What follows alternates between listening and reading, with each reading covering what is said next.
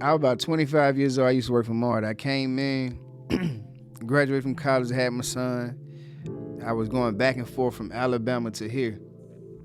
And I was just trying to get my feet solid because I was like, I got it.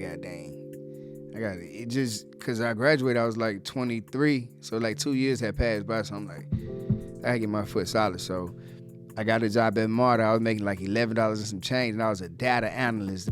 I used to chase the MARTA buses, basically like get on them and track the people and the times the bus got to the stop, particular stops, there's checkpoints out there. So I used to do all that. So this lady, she just abruptly quit. She used to do the quarterly, monthly, daily reports and stuff like that. So, and she left and then left the position open. I'm like, man, I need to get some more money. Like, that's $60,000. Like, they look at the prerequisites and stuff like that. People telling me to apply. I'm like, yeah. I go and apply. And then I asked I was like, hey, can I volunteer? I just do the work. You know what I'm saying? I know this. I'm playing this. I got a degree in college, so I'm telling them now, like, I went to school, I graduated. So I'm telling them that. They like, yeah, David went to college and everything. So they helping me get in. So the politics working in my favor at that time. Like, they helping me get in and do the position.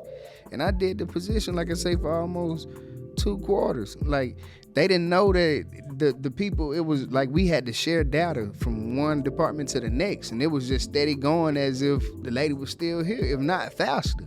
I'm sending reports and I'm just sending them because I'm trying to get this job. So they go to interview us, and whenever they go to interview us, I had I started hearing chatter that they was talking about getting a job to this other dude. I'm like, boy, hell nah. I did this. That's crazy. That don't make sense. Cause I've been doing it. You ain't got to train me. It's a seamless transition to hire me. So, I do the interview, went real good. I had after the interview, I talked to my uncle. I remember I was talking to him on the phone. I was crying because I was like, I felt good. The interview was amazing. I felt like I could. How could I not get this job? And I'm overwhelmed. And then time went by like 2 weeks. 2 weeks had went by. I ain't hear nothing. But it just got silent on me.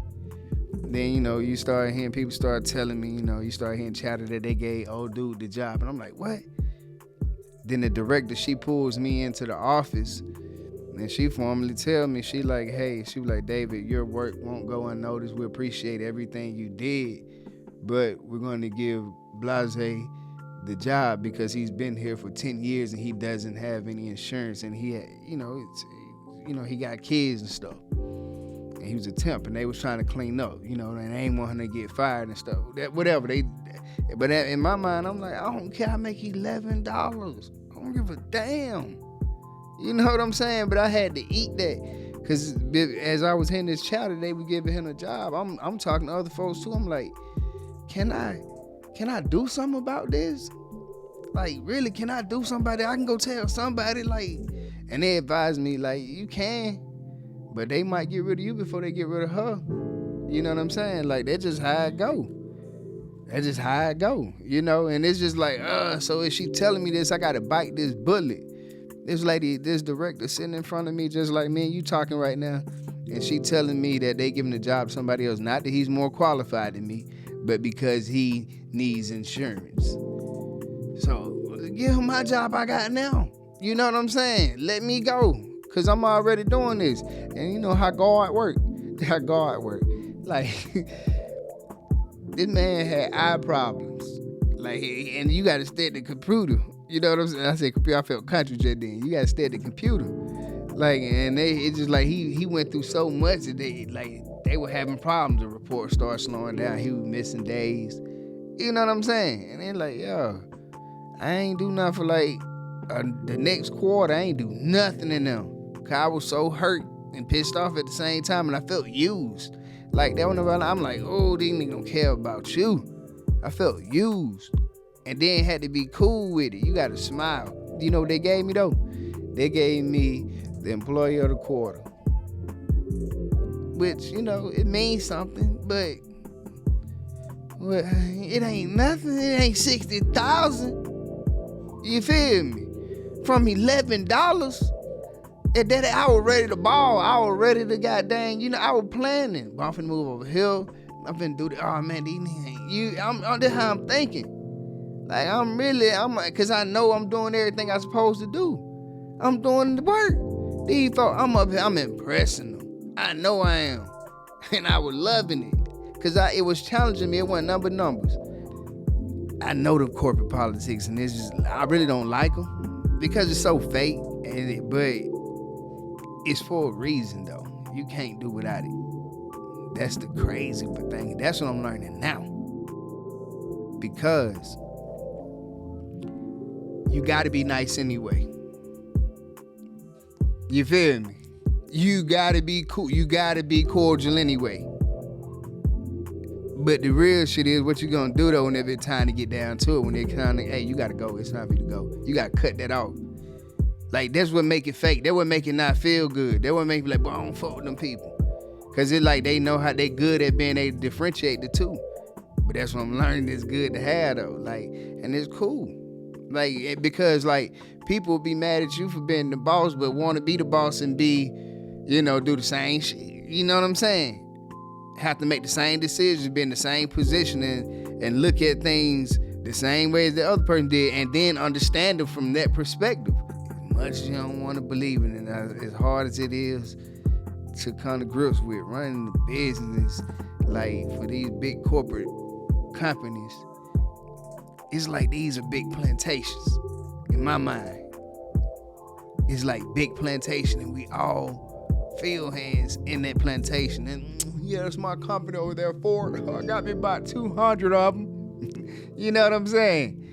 I always want to do radio, and I was doing this on the weekend. Like as I seen who I was learning who I was. I really mapped my life out to do exactly what I wanted to do. Whenever I when I got stressed and felt like I need stability, I went and got stability. You know what I'm saying? Through corporate, through a job that had, everybody looking Marty like, Marty's this, Marty that. I went there.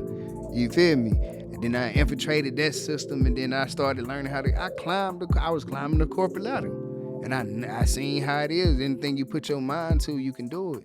Like, I was okay. It had got to a point to where I was split between the two because I was on the weekend. I had set it up to my working Monday through Friday, and on the weekends I could go host, create all this content, do dome style, do all this stuff, and still be able to finance it as I'm working. So it's like, but it's like I thirst for more though, because this is really who I am. Because I felt fake I'm going into an office on Monday, Monday morning.